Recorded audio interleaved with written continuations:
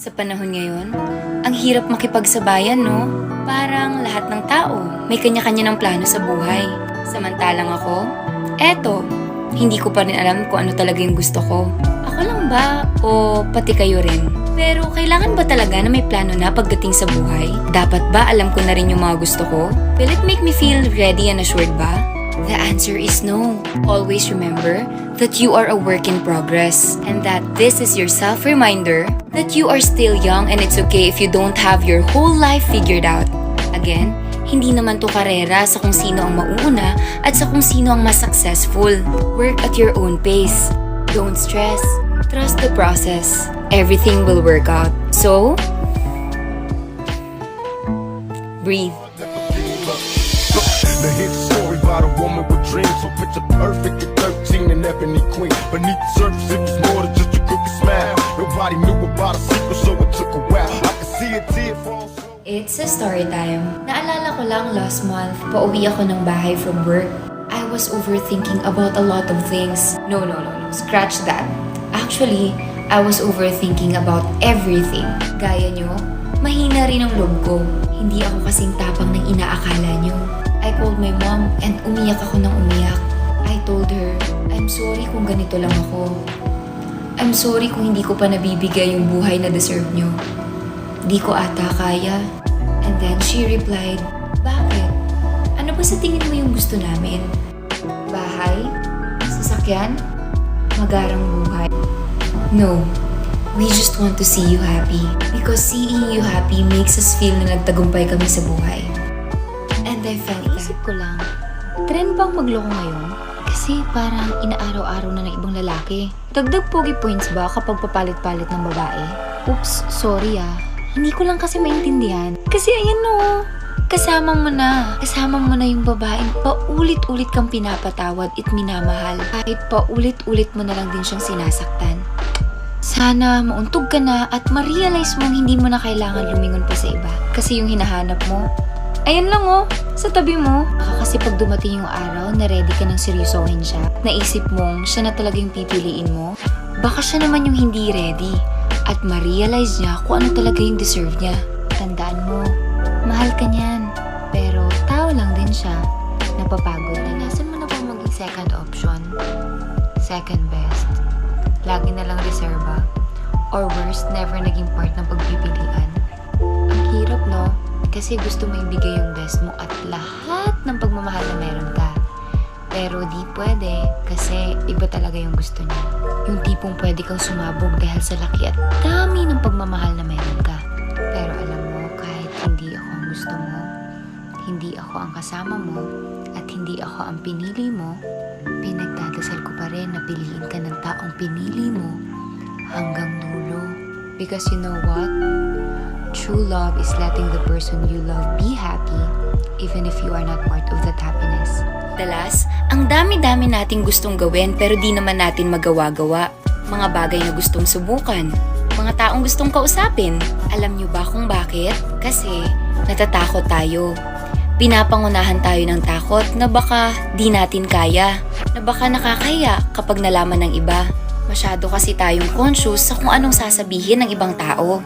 Pero alam nyo ba, it's take the risk or lose the chance. If you are looking for a sign, this is it. It's time.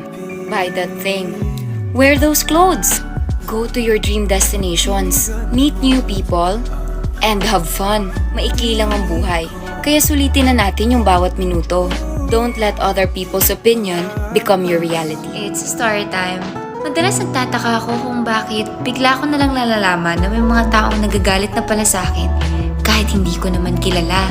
Yung bigla ko nalang may maririnig na issue about sa'yo kahit ikaw mismo hindi informed. Siyempre, maka-question mo yung sarili mo. Ginawa ko ba yun? Kailan nangyari yun? Ano daw? Di ko nga alam kung dapat i-normalize yun or dapat ko bang ipagtanggol yung sarili ko sa mga issues. Pero alam mo, the world is filled with people who, no matter what you do, no matter how hard you try, will simply not like you. Minsan nga nakakapagod mag-explain. Kaya hala sige, judge me na lang. Di sa lahat ng pagkakataon, mapiplease mo mga tao. Remember, you're not everyone's cup of tea. And that's okay. Panahon ngayon, ang hirap makipagsabayan, no? Parang lahat ng tao may kanya-kanya ng plano sa buhay. Samantalang ako, eto, hindi ko pa rin alam kung ano talaga yung gusto ko. Ako lang ba o pati kayo rin? Pero kailangan ba talaga na may plano na pagdating sa buhay? Dapat ba alam ko na rin yung mga gusto ko? Will it make me feel ready and assured ba? The answer is no. Always remember that you are a work in progress and that this is your self-reminder that you are still young and it's okay if you don't have your whole life figured out. Again, hindi naman to karera sa kung sino ang mauuna at sa kung sino ang mas successful. Work at your own pace. Don't stress.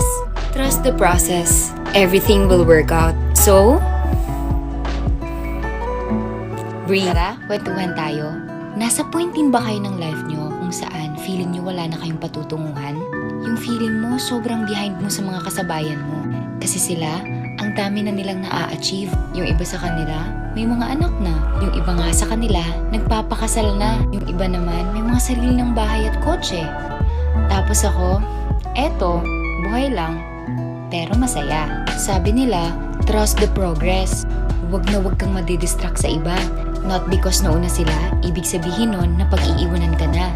Tandaan mo, life is not a race. Don't pressure yourself. May kanya-kanya tayong paths to take.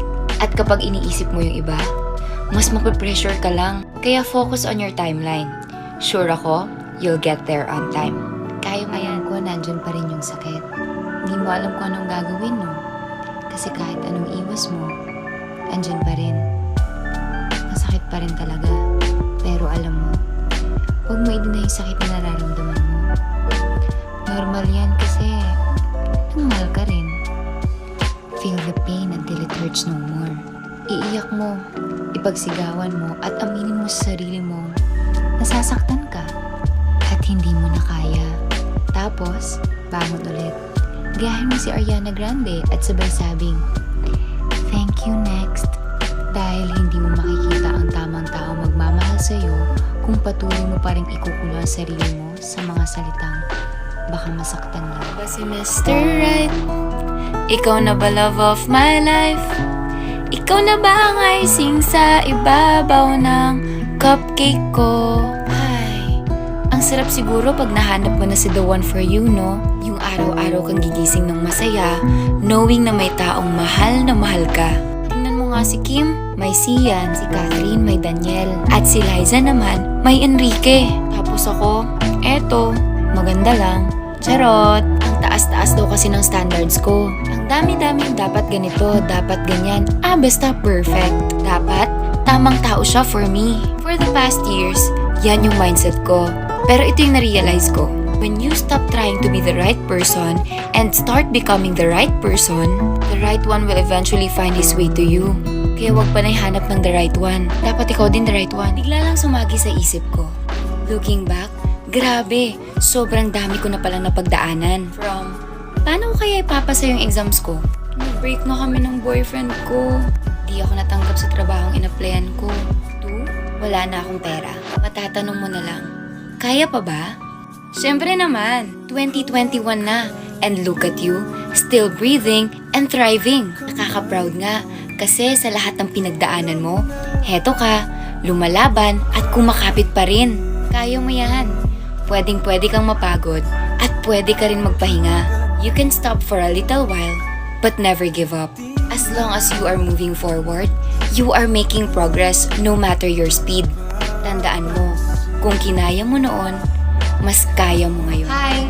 This is for everyone who lost themselves in the process of fixing their partners and have forgotten to apply self-love. This time, bawi tayo sa mga sarili natin, ha?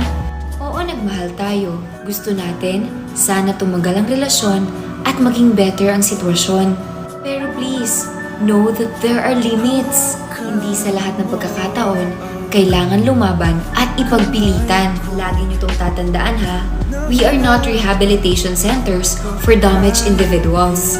Alam mo, hindi mo mahahabol ang taong ayaw magpahabol. Magbabago yan kung talagang gustong magbago. Yes, mahirap, masakit, pero yun ang tama. Never be afraid to let go. And please come back. Miss ka na lang dating ikaw. Ba't ganun?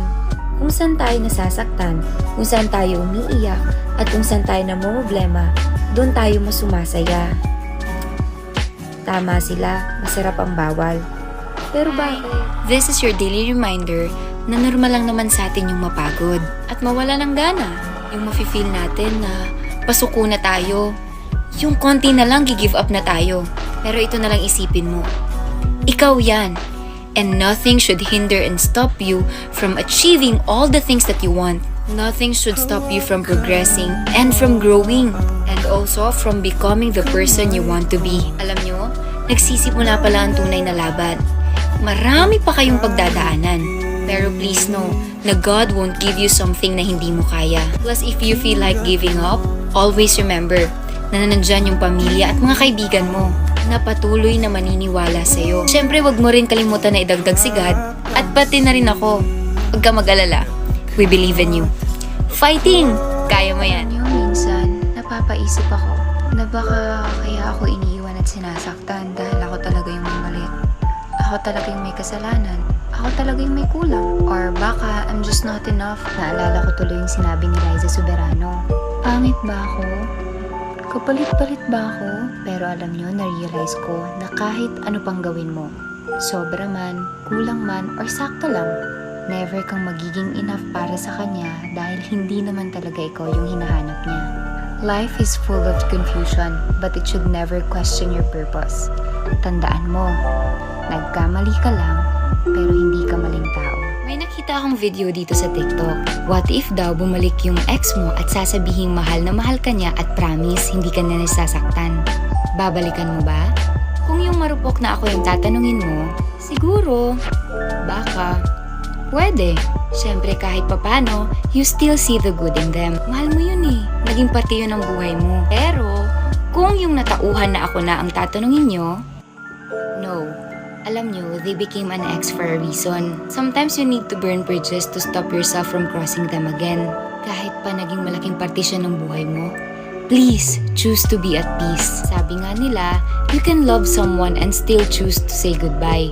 Kasi di na talaga pwede. At hindi na rin tama. Sorry, pero mas pipiliin ko pa rin magsana all kesa bumalik. Bakit kaya mas madaling mainggit kesa ma-appreciate ang sarili? Bakit kaya mas gusto natin yung sa iba kumpara sa kung anong meron tayo? Sa totoo lang, madalas ang hirap makontento. Aminin mo. Pero tara, real talk tayo. Face the truth. You will never be enough and you will never have it all. Ang importante, mas magaling ka ngayon kesa kahapon. Mas magaling ka bukas kesa ngayon. At wag yung kailangan mas magaling ako sa kanya. Wag na wag mong ikukumpara ang sarili mo sa ibang tao. Dahil yung ganda na nakikita mo sa iba ay ang mismong ganda na nakikita rin sa'yo ng iba. Kaya remember to never compete with other people. Instead, compete with yourself. Always be the best version of yourself. It's a story time. Alam niyo yung plano ko dati at the age of 23? Dapat may sarili na akong bahay at sasakyan. And when I reach 25, dapat malaki na yung savings ko sa bangko. At may mga investments na rin dapat ako. At pag tumuntong ako ng 28, finally, I will marry the love of my life.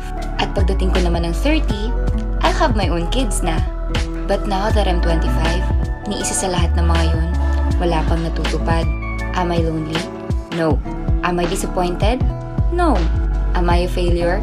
Still, no.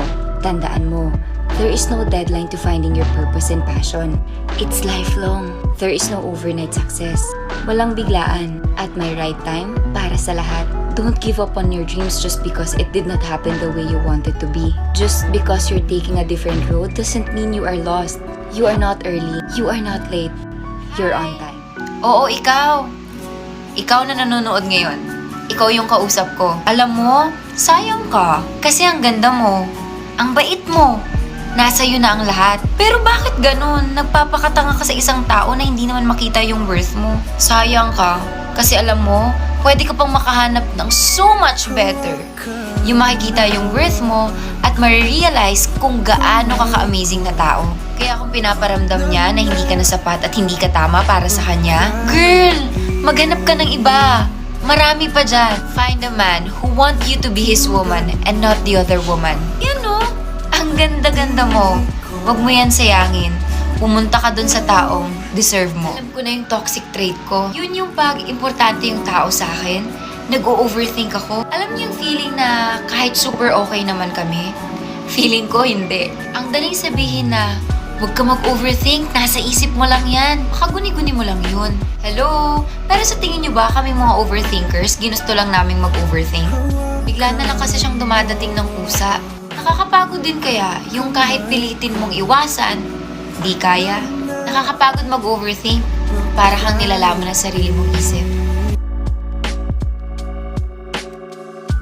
Kadalasan, pag may nakikita tayong mas maganda, mas sexy, at mas mabuti, automatic sinasabi natin, hala, ang perfect niya, sana ako rin. For sure, nung nagpaampon si Lord ng kagandahan, nasa loob lang ako ng bahay. Strict ang parents ko eh. Huwag kayo mag-alala, ramdam ko kayo. Napakahirap makipagsabayan, lalo na kung sa umpisa pa lang, mababa na yung tingin mo sa sarili mo. Nakakababa ng self-confidence. Feeling mo agad, ang pangit-pangit mo. But here's the thing. Ang ganda, nagsisimula yan from within. Dapat, ikaw ang pinakaunang taong maniniwalang maganda ka. Remember, God created you in His own image and likeness. Maganda ka, kailangan mo lang maniwala. Just in case you need reminding, from the tips of your toes and from the depths of your soul, you are beautiful. Tapos na tayo sa high standards and self-worth ha. Ngayon, pag-usapan naman natin yung mga taong kahit sobrang sinasaktan na, nagpapatuloy pa rin. Yung alam nilang kahit hindi na tama, okay lang sa kanila. Huwag kayo mag-alala. True love pa rin naman yun. Hindi ko sila ma-judge. Wala rin akong sasabihin against sa kanila. Kasi alam nyo, minsan rin ako naging kagaya nila. Oo, alam kong mali.